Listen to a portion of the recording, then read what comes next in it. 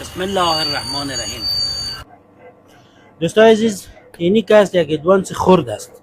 او دیروز که چرخکاری کردم، یعنی بغلایش چیزایش که چرخ کردم، این و نمو ادوانس است. اینالی گوتکش انداختیم، گوتکه اسپیشال ساخت پالوان. ادوانس که است یک ضرور ادوانس خرد است. نمیفهم کس چی است، ندیدیم ما خودم دیگه. گوتکه اسپیشال ساخت پالوان، اینا هم ماشینش میکنیم بخیر صافکاری.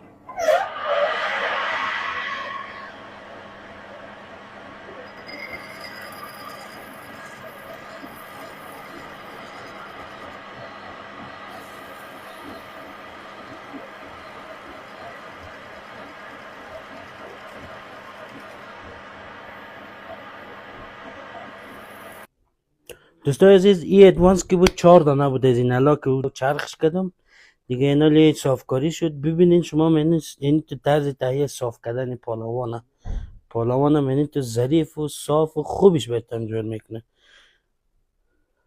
از این هم 4 دانه است.